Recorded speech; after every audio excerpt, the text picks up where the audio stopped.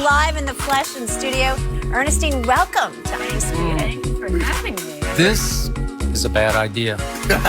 Here we go. Here we go. I am about to lose my first debate ever on this show. And look what she's already done to me, and I didn't know this was coming. She has upstaged me on Black Friday. She's in all black. It's Black Friday. Isn't that what you have to Y'all say? playing this. Y'all playing this. Ernestine, playing this. You didn't plan this, No, did you? I didn't plan it, but, you know, it's the Johnny Cash thing. You know, you got to go out fighting. She's Mrs. Cash. And Mrs. Cash today. Yeah.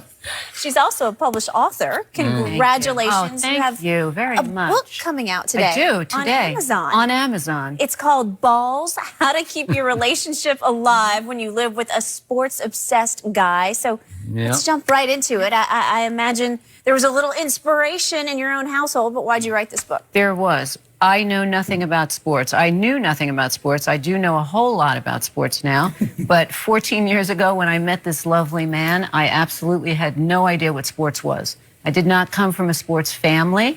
My dad liked baseball occasionally. My brother liked soccer, but I had never been to a football game in my life. And to this day, I still have not been to a football game in my life. And that is the truth. You won't be going because he doesn't go either. That is also the truth. And so Well, you did go in the marching band, right? That's true. The closest I ever came to being at a football game was I played clarinet and I was in the marching band. So that was the closest I ever came to being at a live football game. So, quick story. I'm at a show called Cold Pizza.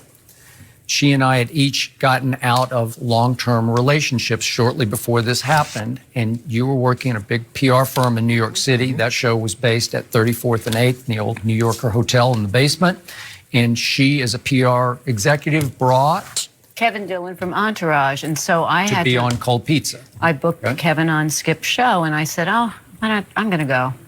And I walked into the green room, and then this guy passes the door by and backs But why up. did the guy pass by? For the first and last time in my career, because you can attest to this, I left my notes for our final segment in my dressing room. Never done it before or since. So this is meant to be. I literally ran, because we have 3 minutes or so, ran down a long hall past the green room toward my dressing room. And as I passed, she waved, hi. And I stopped in my tracks. But this was the funniest story. Before the past relationship I was in, he would watch sports, and he was at my apartment one day watching the game, and then he had a show on. And I said, hey, what's that show that you're watching? He said, oh, these two guys debate each other. He said, this guy is really good, this guy's an idiot. And the idiot was Skip. And I remember, He was watching Cold Pizza. Yeah, he was watching Cold Pizza. And I remember thinking, well, he's kind of nice looking.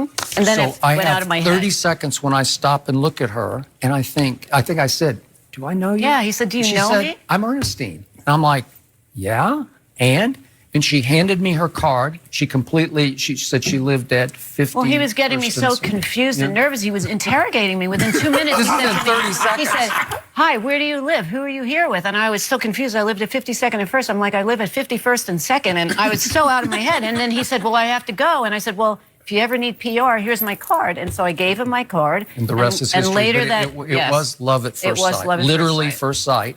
So we end up soon going on our first date. And I've told this story before, and she despises the story. But I told her right out of the box because I knew this had a chance to go somewhere. So we go to First Avenue Pizza Place, a whole wheat pizza place. And I said, hey, if this ever goes anyplace, you will always be 1A in my life because I'm married to this, as you know.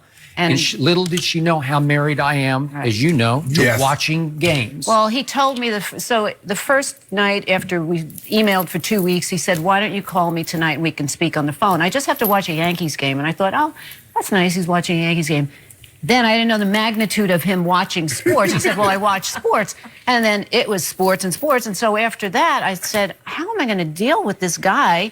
And my mother, who was from the Lower East Side of Manhattan and had lived many years, she said, listen, this guy is a good guy. She said, if he wants to watch a game with you, he doesn't want to go to Hooters, he doesn't want to hang out with his friends, why don't you just watch the game? So I said, okay. But then one game became another game, and after that, the book came out of, because I've learned so much about dealing with a guy who loves sports, and all of the women that are out there that have guys that are like Skip, but only mine is magnified by 1,000%. I have tips and tricks along the way of how to keep it alive. And the most tips and tricks come from my jinx demons because I got them.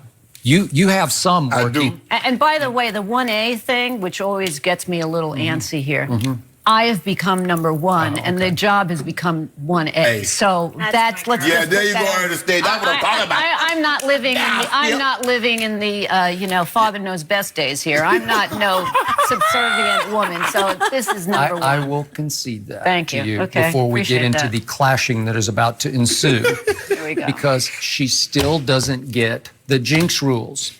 The first huge violation came last year in the playoffs. The Tom Brady at my homeboy game in the AFC Championship game. What happened early in that game? It's already 7-0 New England, and New England is driving and winds up with 3rd and goal from the 1-yard line.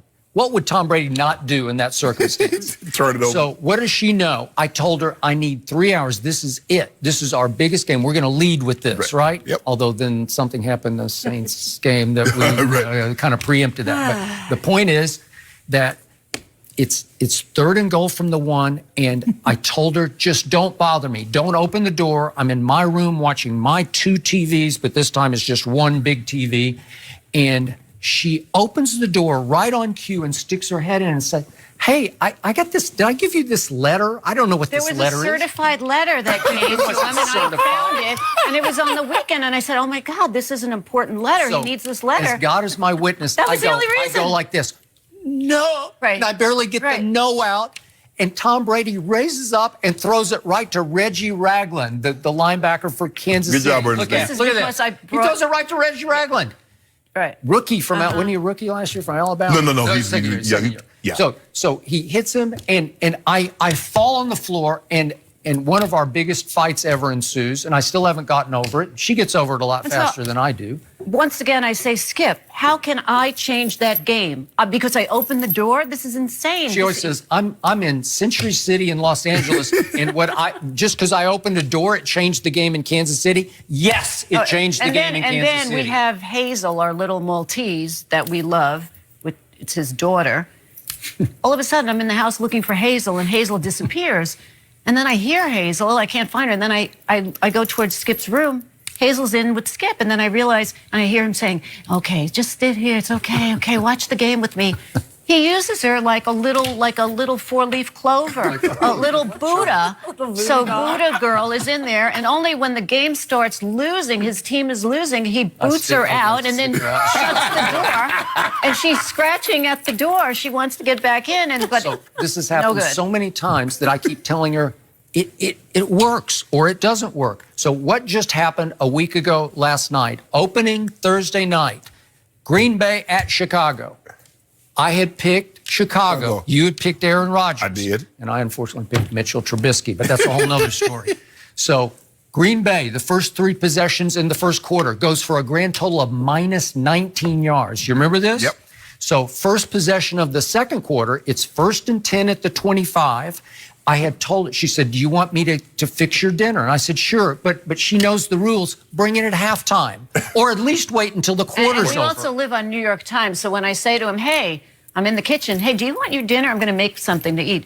It's 5 o'clock. Well, yeah, it's 8 o'clock. And I'm like, we live on New York time because we have to. I get up at 2 o'clock, but I look at my watch. So I'm living in a parallel universe along with the jinx world. Okay, so what happens? She comes barging in the door, and I turned to her and I said, watch what's about to happen. I told you, as God is my witness, I said, watch what's about to happen. I changed the game. Aaron Rodgers takes the snap. They do a little fake reverse action, if we could see this play.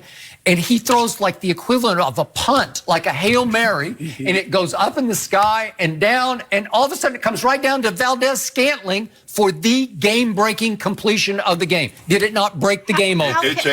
It did. And I said, look what you just did. How can look I what change you just the game? did. She did it.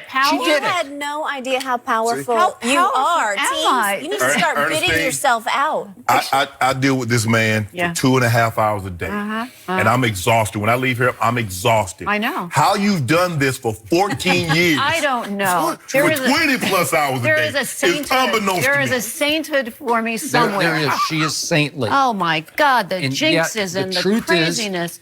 Her biggest compromise, she kept trying to like football. She has a hard time with football. It's a little too complicated. Plus, they wear helmets. I can't see the faces. She can't see the face. I can see the butts. But guess the butts what happened? are great. The faces I'm I can't a lifelong Spurs fan. Right. So she started watching Spurs, and then she started watching NBA, and she fell in love with the NBA because you can see faces and physiques. And the only way that I can actually sit 4 hours through a game is I came up with this little concoction idea. I pick out the cute guys. So the cute guys give me a reason to watch the game. So now I've invested. Yes, I've invested my time. So then I sit with Skip, and then I really like a couple of guys, and I'll say to Skip, "Hey, it's a really important part of the game. Hey, is he married?" Yeah, he's married. And she got to know all the Spurs backstories. He's married. Tim Duncan was married, but now he has a girlfriend. When you're watching the game with him, can you root against his team? Well, if we turn to a certain player, I can, like as in Kawhi. Kawhi is one of my favorites. I can't believe you just said his name. Oh, God. Oh, no, I will not say what you call him is number whatever. Number 2. Yeah. Because I am so out, as we just talked on number 2, and she still loves him. I love him. He was a Spur. He was amazing. So we fight about this constantly. Well, see, that's how it look. You cannot sit with me and root against somebody I'm rooting for. You got to go. You got to go. So I get that, Skip. You can't sit. Whoa. Well, we're in this together. We're a team. But I tone it down. I don't really. You undercover root. I go in the other room and I'm rooting. I do. And but even the only rule is if she's watching a Spurs game, especially a big one or a playoff game, if she starts watching, she can't stop. She can't leave because if they get off to a good start, I always ask her before, are you going to stay? Do you want to watch? Because I'm happy for her to watch. I have to make sure that I've emptied my bladder before I go, because otherwise I say to him, well, if I have to go to the ladies' room, I'm sorry, no, you have to stay. They're 18. We got to. Yeah, Skip, that's a bit much. I thought I was a bit over the top. Yeah, Skip, you might be a little bit too much. These